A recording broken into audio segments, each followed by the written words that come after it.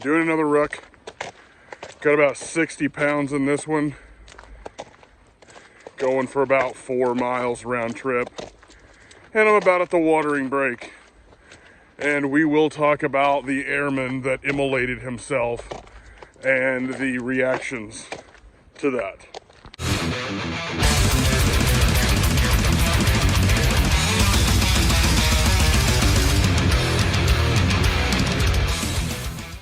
All right, so we are at the discussion portion / water break on this ruck. So,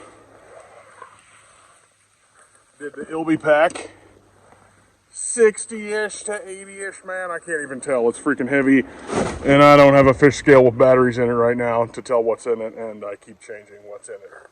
So, get my water. And there's traffic driving by. This is a all-organic situation here. The airman that set himself on fire, let's say 2 weeks ago, something like that.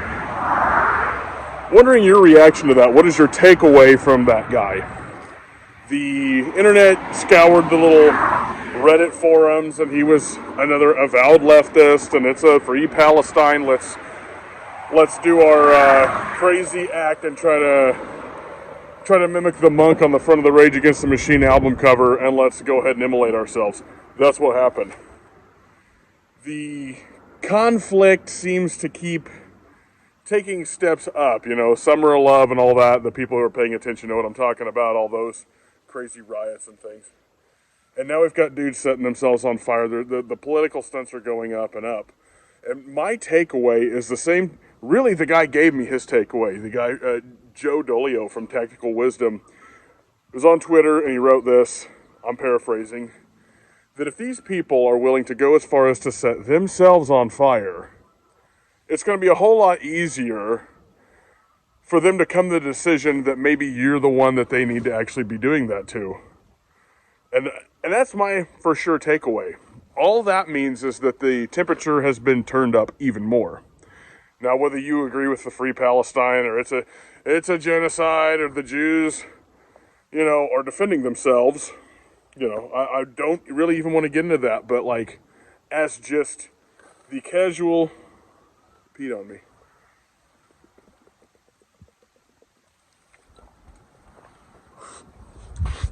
Kind of a mess. The casual observer from either side of the political spectrum is going to come to one of two conclusions: that this guy's either insane, and it shows how crazy the opposite side is, right thinking that the left is crazy, and the left saying, oh, this guy's a martyr and it's so wonderful. I don't think it's Rob Reiner. Maybe it was Rob Reiner. One of them goobers said that if Orange Thanos was going to get reelected, that he would set himself on fire or something like that. That'd come out today. And of course, I don't wish that somebody would do that, but it's become a thing of oh, this is glorious. He set himself on fire. It's crazy. And it's hard for me to think that anybody who's paying any bit of attention from the right-leaning side of the tracks doesn't see this as, if they'll do that to themselves, then they'll do it to you. And that's what I wanted to kind of bring up. What do you think? I want your comments on this. I'm going to put this up on TikTok and a bunch of social media and my YouTube and a bunch of junk like that. But all this basically tells me is that they'll definitely be more willing to do worse things to you and me who they disagree with. So that being said, you should do something to prepare. The people who subscribe to this channel are probably doing something in that way. But you need to come to this understanding that the normal good old days isn't coming back for a long time unless some really crazy stuff ends up happening. And the right side... and I hate to even say the right side, because I know that the right has their problems too. I get more mad at Republicans now than I do at Democrats. I expect less from Democrats than I do Republicans, and Republicans lie and snatch defeat from the jaws of victory every chance they get. And most of them are in on the grift with globalism. So, I don't know how we come out on the other side of this, but it's one of those things that if you're not seeing what time it is, I don't know that you're going to make it. I guess that's all that I've got to say. So we're going to look at this beaver chewing on this tree.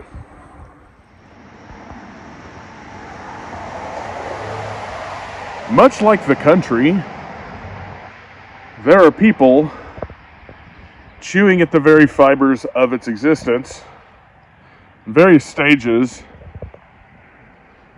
and you're either going to be prepared or you're not. If you're not educated on this, I would suggest you get educated. If you're not physically prepared, I would suggest you get physically prepared. Because whatever's going to come down is probably not going to be very nice. And, you know, I'm a Christian. There's a lot of people invested in the idea that when something bad happens to America, that's instantly going to be the rapture. That the Lord's going to see that America's in trouble, and he's going to whisk all of us away out of any trouble that could happen to any of us, and that we don't need to prepare for anything because that's fear-based, fear-mongering, and you're more worried about the worldly kingdom than you are God's kingdom. You know, but realistically, a husband and father is a caretaker of his family. I intend to also, while being a Christian and trusting in God for the end result, I'm not going to throw all of personal responsibility out the window and say, well, you know, I don't need to worry about putting any food back. I don't need to worry about getting in any level of fitness or having a mindset to be able to survive some kind of violent encounter should things go south in the country, because I'm just going to be raptured and whisked away. When the rapture is definitely a debatable matter. So yeah, we're having a Christian conversation now. The rapture is sort of there's a lot of people that just hang their hat on that, and that is, in fact, what the Bible is saying. I'm not so convinced that that's what the Bible's actually saying, that we're just going to be raptured out of here. You could look into the Darby stuff around that, and that the view is possibly only 100 years old. Probably some older, and I'm talking in popularity, surely somebody floated it, you know, probably from the beginning at some point. You know, there were lots of different views on things, like preterism came from the Catholic Church, but the point is, you should absolutely depend on God through and through. That doesn't absolve you of personal responsibility to take care of your family, which might include being somewhat prepared. Is all the preparations in the world going to count if you don't have a situation where God's on your side? No, not at all. But that doesn't negate personal responsibility for those people who have a relationship with God. So that's what I'm saying. Probably unpopular. Probably get mocked in the comments by some goober atheist. Maybe not. If you're an atheist and you're seeing this, man, I wish you the best. Nothing against you. The goober idea is just a joke, you know. I do what you want to do. But for Christian people, you know, ask yourself, you know, is it really going to be the case that America's going to be in trouble and God's going to finally show up because America's having trouble? He decided not to show up, you know, to whisk the people out of South Sudan, the brothers and sisters in Christ in South Sudan being hacked to death with machetes and machine gunned by warlords and crazy stuff like that. No, it's going to be America and a slight civil war, and we're all going to be raptured out because, well, it's America. Nothing can happen to Americans, right? I hope you understand what I'm saying. I'm not bashing the Lord, obviously, but like I'm not convinced that the pre-tribulation rapture is the thing. I'm not convinced it isn't either. I hope that I'm wrong. However, personal responsibility, you should have that along with your relationship and trust in God. And I think that that's common sense that God gave us. So just think about that a little bit.